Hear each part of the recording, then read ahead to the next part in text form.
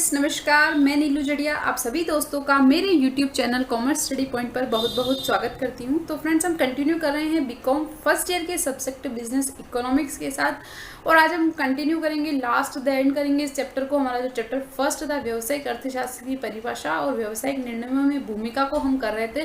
तो फ्रेंड्स, इसके दो भाग हमने कर लिए हैं, पार्ट 1A और 1B, और आज 1C में इसको हम कंप्लीट करेंगे। इसका जो एक छोटा सा डिस्कशन बचा हुआ है उसको कंप्लीट करके इसको द एंड करेंगे। तो फ्रेंड्स, इसके जो पहले दो भाग थे उसमें हमने क्या करा था, व्यावसायिक अर्थशास्त्र की परिभाषा पढ़ी थी, इसकी विशेषताएं क्या होती है उनका डिस्कशन किया था, क्या इसकी इंपॉर्टेंस है, क्या इसका नेचर है, इसकी विषय सामग्री क्या है, इसका स्कोप क्या है, ये सब हमने पहले भाग में डिसाइड किया था, डिस्कशन किया था ए पार्ट में 1A में। और 1B में हमने किया था क्या इन दोनों के बीच में अंतर है, यानी कि हमारी जो नॉर्मल इकोनॉमिक्स होती है उसमें और जो हमारी बिजनेस इकोनॉमिक्स होती है उन दोनों के बीच में क्या अंतर है, फिर उसकी क्या इंपॉर्टेंस है, क्या रोल है हमारे लिए, फिर अदर जो सब्जेक्ट हैं उनके साथ क्या सा रिलेशन है, इन सभी बातों का हमने क्या करा था, डिस्कशन किया था। तो फ्रेंड्स, आज जो हम हमारा अगला स्टार्ट करेंगे टॉपिक वो करेंगे व्यावसायिक अर्थशास्त्री, यानी कि जो व्यक्ति इन सब बातों को करेगा उसकी हम बात करेंगे। पहले हम एक सब्जेक्ट का डिटेल डिस्कस करते हैं, अब इस व्यक्ति को करने वाला है, यानी कि हम कहते हैं ना मैथ्स हम गणित को पढ़ रहे हैं, लेकिन क्या कर रहे हैं, गणितज्ञ की हम बात करें या फिर हम हमारे सब्जेक्ट की बात करें तो अकाउंटेंसी, क्या हम करते हैं, अकाउंटिंग करते हैं। लेकिन जो व्यक्ति अकाउंटिंग करता है क्या कहते हैं उसको, लेखाकार, अकाउंटेंट। तो अर्थशास्त्र को हम पढ़ रहे थे, इसको करने वाला व्यक्ति कौन है, अर्थशास्त्री, उसकी हम बात करेंगे। तो फ्रेंड्स, अगर अभी तक आपने इसके पहले जो दो भाग थे 1A और 1B को नहीं देखा है तो आप स्क्रीन पर आई बटन को प्रेस करें और पहले उन भागों को देखें, उन भागों को, और फिर उसके बाद इसको स्टार्ट करें, कंटिन्यू करेंगे तो जल्दी से आपका चैप्टर है वो क्विक रिवीजन आपका फटाफट से हो जाएगा। तो जल्दी से इस चैप्टर को खत्म करते हैं, पहले स्टार्ट करेंगे तो खत्म होगा, तो पहले जल्दी से स्टार्ट करते हैं। क्या है, व्यावसायिक अर्थशास्त्र की यहाँ पे बात करें। नहीं, देखो हम इतनी देर से व्यावसायिक अर्थशास्त्र ये तो कर रहे थे, लेकिन अब ये कार्य कौन करेगा, तो जो करेगा वो कौन होगा, अर्थशास्त्री। यानी कि आपके देखो, सबसे पहली बात तो व्यावसायिक अर्थशास्त्र जो हम पढ़ रहे थे, आप मुझे बताओ कमेंट बॉक्स में कि क्या होता है व्यावसायिक अर्थशास्त्र। आपसे एक क्वेश्चन पूछ रही हूँ फ्रेंड्स कि हमारा जो ये सब्जेक्ट है व्यावसायिक अर्थशास्त्र, ये अर्थशास्त्र की कौन सी शाखा की एक नवोदित शाखा है, आप अपना आंसर मुझे कमेंट बॉक्स में करके बताएं। तो फ्रेंड्स, हमारा जो सब्जेक्ट है व्यावसायिक अर्थशास्त्र बिजनेस इकोनॉमिक्स क्या काम करता है, जो प्रबंधकीय स्तर पर जो समस्याएं होती है उनका विश्लेषण करना, समाधान करना, और तो जो व्यक्ति इस कार्य को करेगा ये क्या कहलाएगा, आपका व्यावसायिक अर्थशास्त्री कहलाएगा। तो सबसे पहले इसकी परिभाषा को हम देखते हैं। देखो, सर्वोच्च प्रबंध को आर्थिक मामलों पर सलाह देने के लिए जिस अधिकारी अथवा अधिकारियों की नियुक्ति की जाती है उन्हें प्रबंधकीय अर्थशास्त्री कहा जाता है। देखो, सबसे पहले तो आपको एक बात समझ में आ गई होगी, यहाँ पे क्या बोल रहे, जिस अधिकारी अथवा अधिकारियों, यानी यहाँ का जो आपका अर्थशास्त्री है किसी एक फर्म में एक भी हो सकता है और एक से ज्यादा भी हो सकता है, 1 भी हो सकता है और 1 और मोर भी हो सकता है। तो क्या बोल रहे, सर्वोच्च प्रबंध क्यों बोला, क्योंकि सबसे पहले हम समस्या का विश्लेषण किस स्तर पर करते हैं, प्रबंधकीय स्तर पर समस्याओं का विश्लेषण। तो सर्वोच्च यानी कि आपका जो सबसे उच्च स्तरीय जो प्रबंध स्तर होता है वहां पे जो समस्याएं होती है उन समस्याओं का विश्लेषण करके उनको एडवाइस देने के लिए कि आप इस समस्या का सोल्यूशन इस तरह से कीजिए, उसको सलाह देने के लिए जो बंदा होता है, जो अपॉइंट होता है, वो अधिकारी या वो पर्सन आपका क्या कहलाता है, प्रबंधकीय अर्थशास्त्री या व्यावसायिक अर्थशास्त्री जिसको हम कहते हैं। ठीक है, आपको मेरी बात समझ में आई क्या फ्रेंड्स? अगर आपको इसकी परिभाषा आती है तो ये बात भी आपको अच्छे से समझ में आएगी। देखो, व्यावसायिक अर्थशास्त्र हमारा सब्जेक्ट है, क्या कहता है कि प्रबंधकीय स्तर पर जो समस्याएं होती है उन समस्याओं का विश्लेषण करना, ये क्या कहलाता है, हमारा व्यावसायिक अर्थशास्त्र कहलाता है। ठीक है, तो बात समस्या कहाँ होती है, प्रबंधकीय स्तर पर। ठीक है, अब प्रबंध में सबसे हम यही बात करके चल रहे हैं कि उच्च स्तरीय प्रबंधक को हम, क्योंकि देखो मिडिल लेवल को कोई प्रॉब्लम होगी तो उसकी प्रॉब्लम को कौन सॉर्ट आउट कर लेगा, उच्च स्तरीय प्रबंधक सॉल्व करते। तो प्रॉब्लम किसकी सॉल्व नहीं होगी, उच्च स्तरीय प्रबंधक की। तो उच्च स्तरीय प्रबंधक को अगर कोई समस्या आती है और उस समस्या के समाधान के लिए उसको सलाह देने के लिए कोई बंदा अगर अपॉइंट किया जाता है, कोई अधिकारी अगर नियुक्त किया जाता है, तो वो जो अधिकारी नियुक्त किया जाता है वो क्या कहलाता है, आपका प्रबंधकीय अर्थशास्त्री या व्यावसायिक अर्थशास्त्री जिसे हम कहते हैं। अब किसी एक फर्म में या उद्योग में क्या हो सकता है, एक भी हो सकता है और एक से ज्यादा भी हो सकते हैं।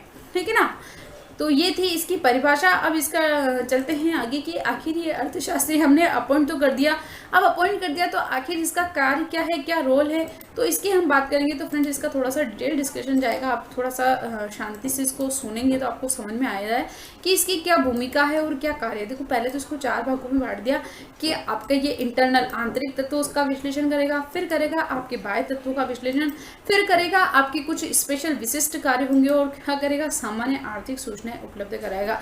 तो अब हम बात करते हैं कि हमारे जो ये आंतरिक तत्वों का जो विश्लेषण करेगा, इन आंतरिक तत्वों में क्या सम्मिलित हो सकते हैं। ठीक है ना, देखो ये माउस थोड़ा सा सही से नहीं हो रहा है, एक मिनट में इसको थोड़ा सेट कर लेती हूँ।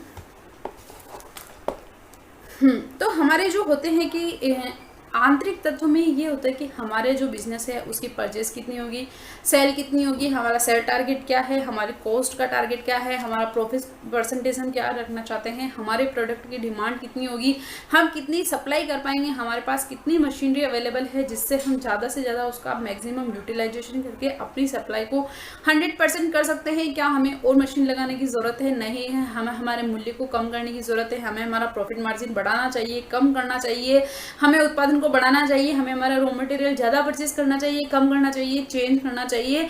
ये सारी जो बातें होती है या आपकी क्या आती है बिजनेस इंटरनल के आपके एक प्रोडक्ट से संबंधित कि भाई हमारी मूल्य नीति क्या हो, मजदूर को हम कैसा पेमेंट करें, कितना सामान खरीदे बेचे, ये जो सारा डिस्कशन होता है हमारे जो इंटरनल फैक्टर्स जो होते हैं। यानी देखो एक फर्म की यहाँ पर बात कर रहे हैं तो कोई फर्म होगी तो ऑब्वियसली कि या तो वो प्रोडक्शन करती होगी या फिर क्या करती होगी सेल परचेज की माल खरीदना है और उस माल को बेचना है, या फिर क्या करना है रॉ मटेरियल खरीदना है, उस माल को प्रोसेस करना है, फिर कुछ नया प्रोडक्ट बना के क्या करना है उसको बेचना है।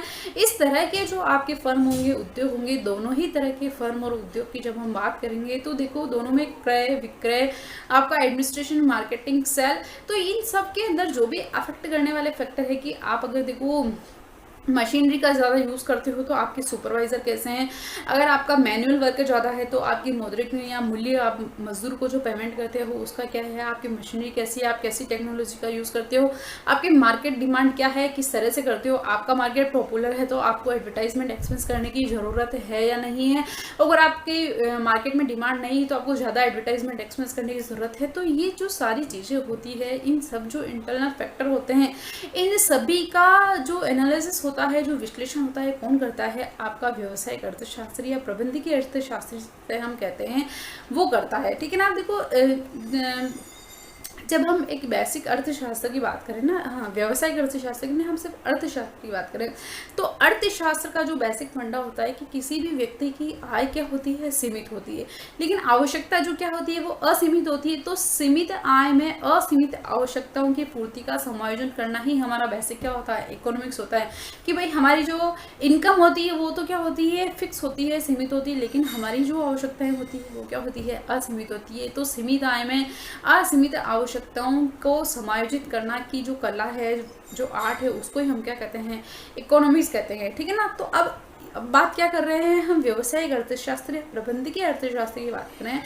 तो प्रबंधकीय अर्थशास्त्र में इंटरनल आंतरिक तत्वों का जो विश्लेषण होगा वो कौन करेगा, हमारा प्रबंधकीय अर्थशास्त्र या व्यवसायिक अर्थशास्त्र करेगा। आंतरिक तत्व आपको समझ में आ गए फ्रेंड्स, जो हमारे अंदर से हमारे बिजनेस को अफेक्ट करते हैं, उनकी हम बात करें। दूसरी हम बात करते हैं बाह्य तत्व। अब बाह्य तत्व देखो, जैसे मैंने कल भी आपको ऐसा बताया था एग्जाम्पल कि कोरोना आ गया, हमारा सब कुछ अच्छा चल रहा था, लेकिन अब उस बाहर फैक्टर बाह्य तत्व ऐसे कि जिस पर हमारा कोई कंट्रोल नहीं है। ठीक है ना। आपने बहुत अच्छी पढ़ाई करी, बहुत अच्छी मेहनत करी, बहुत अच्छी तैयारी, एग्जाम ही नहीं हो रहे, पोस्टपोन हो गए, तो अब उसको आप अफेक्ट थोड़ी नहीं कर सकते, आप किसी को जाके ब्लेम नहीं कर सकते कि यार मैंने तो बहुत अच्छी पढ़ाई करी थी, हमारा एग्जाम क्यों नहीं ले रहे हो। तो उनका भी एनालिसिस या फिर जो चीज़ें हमारे पॉसिबल हो सकती है, ठीक है, कि उसका भी क्या करना, एनालिसिस करना। फिर उसके बाद देखो, जो एक एग्जाम्पल लेके चल रहे थे कि माना कि हम ऐसे प्रोडक्शन फैक्ट्री हैं जो क्या करते हैं, ऊनी कपड़े बनाते हैं, लेकिन हमारा जो इन्वायरमेंट है वो क्या है, गर्मी है। तो या तो हम किसी और प्रोडक्ट पे क्या कर दें, स्विच हो जाए, और अगर हम किसी और प्रोडक्ट पे स्विच नहीं होना चाहते हैं तो हम हमारे लिए क्या ढूंढे, नया मार्केट ढूंढे, कहीं और जाएं और वहाँ हम क्या करें, हमारे माल को बेचें, वहाँ एडवर्टाइजमेंट करें, वहाँ हमारा एक सेल डिपार्टमेंट बनाए, सेल्स एग्जीक्यूटिव मार्केटिंग करें। तो ये जो चीज़ें हैं बाह्य वातावरण में जो आती है कि हमारा मांग कैसी होगी, कितनी बढ़ सकती है, क्या हमें मूल्य कम करने की ज़रूरत है, हमारा लाभ क्या। तो ये जो डिस्कशन होता है जो बाहरी तत्वों से अफेक्ट करता है कि मौद्रिक नीति क्या चल रही है, भी राजकोषीय नीति क्या चल रही है, वो हमारे बिजनेस को कैसे अफेक्ट कर रही है, इन सभी का जो एनालिसिस होगा, ये एनालिसिस भी कौन करेगा, आपका व्यावसायिक अर्थशास्त्री करेगा। फिर विशिष्ट कुछ कार्य होते हैं, स्पेशल टास्क की, जैसे आपका बिजनेस किस तरह से अफेक्ट होता है, आपके बिजनेस में जितनी कैपिटल लगी हुई है, ठीक है ना, आपके बिजनेस में जितनी कैपिटल लगी हुई है उसकी कॉस्ट ऑफ कैपिटल से तो आप एटलीस्ट ज़्यादा कमाते हो, आपकी कंपनी लॉस में तो नहीं है, या और भी आपके तथ्य की, जैसे अगर आपकी पब्लिक कंपनी है, आपने पब्लिक से पैसा इकट्ठा कर रखा तो उनका टाइम पे क्या है, आपको रिटर्न, अदर आपके टैक्स मैटर क्या हो गए, अदर जो भी विशिष्ट कार्य हो गए, आप प्रबंधक को जिस पर सलाह दे सकते हो जिससे आपका बिजनेस अच्छे से ग्रो करे, ज़्यादा से ज़्यादा आपके पास जो मशीनरी है उसका 100% यूटिलाइजेशन हो, ये सभी कार्य का एनालिसिस भी कौन करेगा, अर्थशास्त्री करेगा। और सामान्य आर्थिक सूचनाएं उपलब्ध कराना, यानी कि ऐसी सीजन, ठीक है ना, देखो क्या बात होती है कि जब गवर्नमेंट बजट पास करती तो अलग अलग नीतियाँ बनाती है, अलग अलग कुछ भी करती है, तो आपका जो व्यावसायिक अर्थशास्त्री होगा ना, जो पूरी अर्थव्यवस्था के लिए जितनी भी नीतियाँ बनाई हैं गवर्नमेंट के द्वारा, उन सभी नीतियों का आपके बिजनेस पे क्या इफेक्ट होगा, इन सभी बातों का विश्लेषण भी कौन करेगा, आपका व्यवसाय, ठीक है ना। अब आया कि देखो सबसे पहले हमारा सेल टैक्स हुआ करता था, हमारा वेट हुआ करता था, यानी कि देखो एक तो होता था हमारा सेल टैक्स होता था, एक होता था वैल्यू एडेड टैक्स, जिसको क्या कहते हैं वेट हुआ करता था। लेकिन ये इनडायरेक्ट टैक्स से स्विच हो गया, क्या हो गया, जीएसटी में आ गया, गुड्स एंड सर्विस टैक्स में आ गया। तो जब ये चेंज हुआ, ठीक है ना, तो इसका इफेक्ट इस पे किस तरह से आएगा, इसका एनालिसिस किसने किया होगा, इसका एनालिसिस क्या होगा, बिजनेस इकोनॉमिक्स ने की। जो नई नीति आई है, जो नई नीतियाँ आई हैं, कर से संबंधित, उद्योग से संबंधित, व्यापार से संबंधित, उसका जो विश्लेषण आपके बिजनेस पे क्या इफेक्ट कर रहा है, इसका एनालिसिस कौन करेगा, आपका व्यावसायिक अर्थशास्त्री करेगा। ऐसी कोई व्यापार नीति बना दे जिसमें आप अपनी वस्तु की कीमत को इस हद से ज़्यादा नहीं रख सकते, तो ये कौन बताएगा आपको, ये बताएगा। आप अपना प्रॉफिट में परसेंटेज इतना नहीं रख सकते, आप पूरा इस तरह से संघ बनाएंगे। तो ये मतलब जब एक सामान्य अर्थव्यवस्था में जो भी परिवर्तन होंगे, या जो नीतियाँ, जो इन्फॉर्मेशन, जो बातें होगी, वो आपके बिजनेस को, आपके फर्म को किस तरह से इफेक्ट करेगी, जो आर्थिक सूचना, वो कौन आपको अवेलेबल कराएगा, वो आपका अर्थशास्त्री अवेलेबल कराएगा। तो ये कुछ 4 कार्य थे जिसको मतलब ये यहाँ से पॉइंट लेंगे फ्रेंड्स, इसके अंदर बहुत सारे पॉइंट है जो आपको मैंने अच्छे से समझाए हैं। तो ये जो सारे कार्य करेगा कौन करेगा, आपका व्यावसायिक अर्थशास्त्री करेगा। अब ठीक है ना, ये तो हो गए इसके कार्य। लेकिन ये जो व्यावसायिक अर्थशास्त्री होता है, इसकी क्या जिम्मेदारियां होती है, ठीक है ना, क्या उत्तरदायित्व होता है, उसकी हम बात करते हैं। तो सबसे पहले जो हमारा उत्तरदायित्व है वह है आर्थिक सूचनाओं के स्रोतों एवं विशेषज्ञों से निकट संपर्क। ठीक है, अब देखो यहाँ जो हमने पढ़ा था क्या कार्य था इसका, आर्थिक सूचनाएं उपलब्ध कराना। तो जो आर्थिक सूचनाएं हम उपलब्ध कराना ना, वो स्रोत और विशेषज्ञों से निकट संपर्क, यानी कि जहाँ से वो सूचनाएं आती है, जो उन सूचनाओं का सोर्स है, वहाँ से आपका क्या, आपके रिलेशन अच्छे होने चाहिए, आपका नॉलेज अच्छा होना चाहिए। देखो फ्रेंड्स, अगर देखो मैं आपको बीकॉम फर्स्ट ईयर पढ़ा रही हूँ, अगर मुझे ही इकोनॉमिक्स नहीं आती है, मैं आपको यहाँ पर से बुक्स की रीडिंग लगाती जाऊँ, हाँ ठीक है, प्रबंधकीय अथवा व्यवसायिक अर्थशास्त्र के विशिष्ट कार्य ये होते हैं, बाजार का सर्वे करना होता है, कुल मांग कितनी है, मूल्य निर्धारण कितना है, ऐसा रीडिंग करके पढ़ा लूँ तो क्या आपको समझ में आएगा, क्या नहीं आएगा। लेकिन मैं आपको कैसे, जैसे जब जो चीज़ मेरे को अच्छे से आएगी जब तो मैं आपको अच्छे से समझा पाऊंगी। तो क्या बोल रहा है कि आर्थिक सूचनाओं के स्रोतों एवं विशेषज्ञों से निकट संपर्क रखना, यानी कि जो चीज़ें आपके बिजनेस के लिए जो आपको अच्छे से इफेक्ट करे, पहले आप उस चीज़ को अच्छे से समझोगे, जब तो आप उसकी प्रॉब्लम का एनालिसिस करोगे, सॉल्यूशन करोगे। फिर उसके बाद सफल पूर्वानुमान, यानी कि आपके बिजनेस के लिए जो भी बिजनेस फोरकास्टिंग होगी कि आपका भविष्य बिजनेस में ग्रो करेगा, आपका जो प्रोडक्ट है वो ग्रोथ स्टेज पे चल रहा है, डिक्लाइन स्टेज पे चल रहा है, इंट्रोडक्शन फेज पे है, उससे रिलेटेड कोई फोरकास्टिंग होगी बिजनेस। जैसे अभी आ रहा है ना फ्रेंड्स कि तूफान आने वाला है तो तेज गति से हवाएं चलेगी, और ये तो क्या है, ये एक मौसम विभाग का जो पूर्वानुमान है, उसी तरह से आपके बिजनेस से रिलेटेड कोई भी पूर्वानुमान, कोई फोरकास्टिंग होती है, तो वो फोरकास्टिंग कौन करेगा, आपका अर्थशास्त्री करेगा। ये एक बहुत अच्छा एग्जाम्पल था फ्रेंड्स, बहुत जल्दी आया। आज ही अभी जो आने वाला ना, मुझे उस तूफान का नाम कुछ याद नहीं आ रहा है, लेकिन हाँ ठीक है, जो भी है वो हमारे हमारे क्षेत्र को भी प्रभावित करेगा। तो जो ये जिस तरह से एक मानसून विभाग अपने मानसून के लिए फोरकास्टिंग करता है, उसी तरह से आपके बिजनेस से रिलेटेड जो भी फोरकास्टिंग होगी उसके लिए कौन जिम्मेदार रहता है? अर्थशास्त्री। फिर है विनियोजित पूंजी पर संपत्ति लाभ अथवा उसमें वृद्धि का प्रयास। देखो ये जो विशिष्ट कार्य था ना कि हम हमारी जो पूंजी लगी हुई होती है हमारे बिजनेस में, जो हमारी कैपिटल लगी हुई है, हमारी खुद की लगी हुई है, हमने बाहर से ले रखी है ब्याज के ऊपर, या हम कंपनी तो पब्लिक का पैसा लगा हुआ है, तो उसकी जो कॉस्ट ऑफ कैपिटल है, यानी कॉस्ट ऑफ कैपिटल कैसे कहते हैं, यानी कि किसी पूंजी के उपयोग के लिए चुकाया गया धन, चुकाया गया प्रतिफल, उसकी क्या है? लागत है। यानी कि देखो आपने बैंक से लोन ले रखा है, 1 लाख रुपए का लोन ले रखा है, और आप हर पर एनम 10,000 रुपये का इंटरेस्ट पे करते हो। तो ये जो 10,000 रुपये है ये क्या है? आपकी कॉस्ट ऑफ कैपिटल है। यानी कि आप अपनी इस पूंजी के इस पूंजी को यूज़ करने के बदले में जो पैसा चुका रहे हो वो आपकी क्या होती है? पूंजी की लागत होती है। तो आपकी जो विनियोजित पूंजी होती है, यानी कि इन्वेस्टेड कैपिटल की, आपकी फर्म के अंतर्गत कितनी विनियोजित पूंजी है, जितनी पूंजी लगी हुई है एटलीस्ट उतना तो आप प्रॉफिट कमा रहे हो या नहीं कमा रहे हो, या फिर आपकी कैपिटल यूँ ही जा रही है। भैया अब अगर आप सोचो कि आप कोई बिजनेस करते हो, ठीक है ना, आप कोई बिजनेस कर रहे हो और आपकी पूंजी लगी हुई है उसमें मान लो 10 लाख की, तो एटलीस्ट आप ये सोचो ना कि मार्केट में अगर मैं कुछ काम नहीं करूँ और इसको ऐसे ही इंटरेस्ट भी दूँ तो 1% एटलीस्ट मेरे को इंटरेस्ट मिलता है, तो 1 लाख रुपए मुझे क्या मिलेगा? ब्याज की इनकम। ये मेरी पूंजी की लागत है, तो मेरा जो प्रॉफिट होना चाहिए वो क्या कम से कम एटलीस्ट इस 1 लाख से तो ज़्यादा होना चाहिए ना, क्योंकि उस पूंजी के साथ साथ मेरे क्या लग रहे? एफर्ट्स भी लग रहे, मैं उसमें काम भी तो कर रहा हूँ भाई, पूंजी भी लगा रखी और काम भी कर रहा हूँ, तो उस पर क्या हो, मेरे को समुचित लाभ हो और वो उसको मैं क्या करूँ? ज़्यादा से करूँ, उसको बढ़ाने का प्रयास करूँ। फिर उसके बाद है कि फर्म में अपनी उच्च प्रतिष्ठा पर प्रतिष्ठित होना। अब आपके जो अर्थशास्त्री ना, आप जब ठीक है ना ऑफिस में एंटर करो तो लगना चाहिए कि हाँ ये अर्थशास्त्री, ऐसा नहीं कि ठीक है पता नहीं कोई वैल्यू नहीं और हो गया। फिर ये सौहार्दपूर्ण समझ, यानी कि आप देखो मैनेजमेंट लेवल पर उच्च स्तरीय प्रबंधक को आप सलाह दोगे तो आपका बात करने का तरीका है, आपका जो एटीट्यूड है वो क्या होना चाहिए? अच्छा होना चाहिए। ऐसा नहीं कि कुछ भी बोल देते हो, आपका रिलेशन, आपको बोलने का मैनर्स नहीं। तो ये जो सारी चीज़ें एक नॉर्मल एटीट्यूड पर्सन है उसकी ही यहाँ बात कर रहे हैं कि सौहार्दपूर्ण जो वातावरण है उसकी। फिर उसके बाद करते हैं कि अर्थशास्त्र की उपयोगिता। अब यानी कि हमारा ये जो हम अपॉइंट करते हैं अर्थशास्त्री, क्यों करते हैं, इसकी क्या उपयोगिता है उसकी हम बात करें तो सबसे पहली जो इसकी उपयोगिता है उसका डिस्कशन हम करते हैं कि आर्थिक मामलों में उपयोगी सलाह। यानी हमारे जो इकोनॉमिक मैटर होते हैं, इकोनॉमिक मैटर क्या हो गया? आपका कर से संबंधित हो गया, ठीक है ना, कोई भी जैसे व्यापार नीति हो गई, उद्योग नीति हो गई, राजकोषीय नीति हो गई, इन नीतियों के मामले में जो सलाह चाहिए होती है उसके लिए क्या है? बहुत उपयोगी सलाह मिलती है, उसके लिए एडवाइजेबल है। फिर ये अनिश्चितताओं की जोखिम को कम करना, यानी कि आपके बिजनेस में कुछ ऐसी चीज़ें हैं जहाँ पर रिस्क फैक्टर बहुत ज़्यादा इन्वॉल्व करता है, तो उस रिस्क को क्या करना? रिड्यूस करना, कम करना, ठीक है ना।